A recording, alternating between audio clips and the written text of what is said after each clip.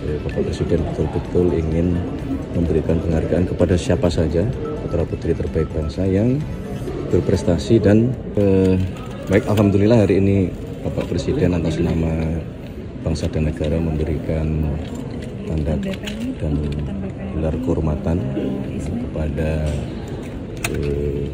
putra-putri terbaik bangsa di bidangnya masing-masing, lintas profesi, lintas bidang, ya, yang ini menggambarkan bahwa Bapak Presiden betul-betul ingin memberikan penghargaan kepada siapa saja putra-putri terbaik bangsa yang berprestasi dan menjalankan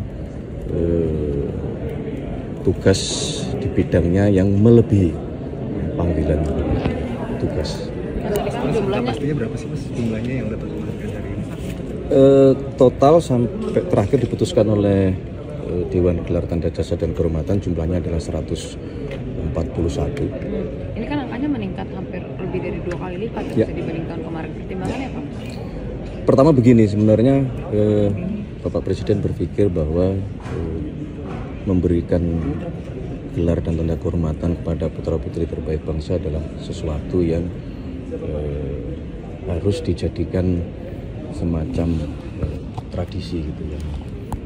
Kita nampaknya selama ini agak sedikit kurang di dalam memberikan penghormatan karena dari 141 juga banyak diantaranya yang saudara-saudara kita itu belum pernah mendapatkan penghormatan atau penghargaan sama sekali dari negara, padahal di bidangnya masing-masing mereka sangat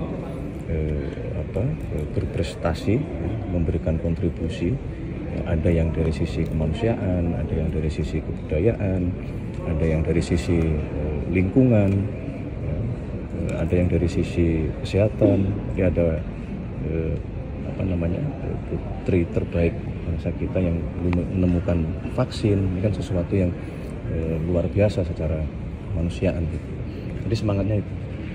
Mas, kalau soal isu Mas kemarin kan setelah Mas Noel diberhentikan oleh Pak Presiden, itu apakah posisinya akan dibiarkan kosong atau akan ada penggantinya? Nah, ini nggak ada hubungannya sama tanda kehormatan ya, ini. Selain tanda kehormatan yang kepala badan mineral. Tadi juga nggak sempat doorstop Mas karena lanjut caranya. Jadi begini, berkenaan dengan masalah badan, karena adanya betul-betul adanya kebutuhan ya, terhadap beberapa hal. Contoh misalnya dalam hal ini beberapa kali juga sudah disampaikan oleh Bapak Presiden dan sebetulnya itu sudah sejak tahun 90-an rencana itu juga sudah disusun sebetulnya itu berkenaan dengan pembangunan Giant Sea Wall atau tanggul pantai utara Jawa. Sebagaimana yang kita ketahui, studi mengatakan bahwa setiap tahun ya, terjadi penurunan muka tanah terutama di pantai utara Jawa, dan saudara-saudara juga perhatikan beberapa tempat hampir rutin ya, terjadi rob, sementara kurang lebih berdasarkan data hampir kurang lebih 20 juta warga yang tinggal di pesisir pantai utara. Nah, ini kan harus ada penanganan yang kemudian karena kebutuhan itulah dibentuklah Badan Pengelolaan Pantai Utara Jawa. Nah, kemudian berkenaan dengan Badan Industri Mineral, sebagaimana juga yang saudara-saudara ketahui ya, dengan perkembangan zaman, perkembangan teknologi, ternyata kita bersyukur bahwa bangsa kita betul-betul dikaruniai sumber daya alam yang luar biasa oleh Allah Subhanahu wa Ta'ala. Hampir seluruh mineral-mineral strategis berada di negara kita ini. Nah, oleh karena itulah untuk bisa mengoptimalkan sumber daya alam terutama mineral strategis ini, maka kita memutuskan ada satu kebutuhan untuk kita membentuk badan. Oleh karenanya badan tersebut untuk pertama kalinya dijabat langsung oleh Menteri Pendidikan Tinggi. Karena di situ membutuhkan riset, membutuhkan penelitian lebih lanjut terhadap mineral-mineral strategis yang kita miliki. Berarti dia di bawah SDM atau pendidikan ya Pak? Ya, berdiri sendiri. Oh, berdiri. Sama tugas fungsinya nanti apa ya Pak dari Badan Industrial? Nah, itu tadi yang saya sampaikan, tugasnya adalah tentu yang terutama paling urgent harus dikerjakan adalah melindungi ya, melindungi mineral-mineral strategis kita supaya itu tidak kemana-mana. Ya. Kemudian mengidentifikasi seluruh mineral-mineral strategis yang kita miliki. Berikutnya tentu melakukan riset tadi untuk mengolah mineral-mineral kita ini menjadi bermanfaat yang lebih optimal. Mas, ada kekhawatiran kalau Mendikti-Saintek ini kan pasti tugas PR tanggung jawabnya juga sudah berat sebagai Mendikti, kemudian juga di badan yang baru ini, mungkin untuk menjawab kekhawatiran tersebut apa sih Mas pertimbangan paling utamanya menunjuk? Justru karena posisi beliau sebagai Mendikti ya, justru itu menjadi pertimbangan kunci bahwa kita menunjuk beliau supaya pada saat nanti harus misalnya ya dalam tataran teknis itu bekerja sama dengan lembaga-lembaga riset, dengan perguruan-perguruan tinggi, maka itu justru akan mempermudah kerja badan ini. Mas, soal Tanggul Utara Pulau Jawa ini kan satu kepala badan dan 2 wakil ya Mas. Ya. Ini boleh ditafsirkan seperti apa? Kenapa dipilihnya 2 dan sosoknya ini dipilih kalau dari istana seperti apa?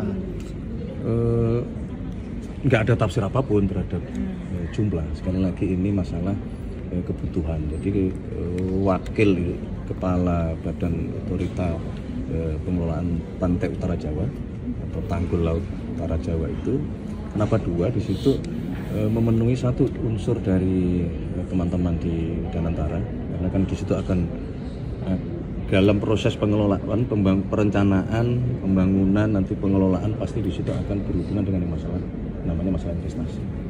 Maka kita membutuhkan satu yang mewakili Danantara.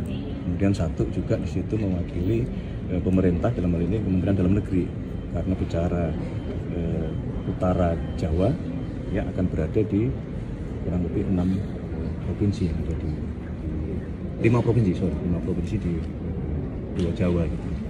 Jadi lebih kepada masalah kebutuhan, nggak ada tafsir mengenai jumlah. Berkantor di mana? Demo Mas. Ya? Kita belum monitor demo. Kita lagi konsentrasi memberikan penghormatan kepada beliau yang betul-betul berjasa bagi bangsa dan negara.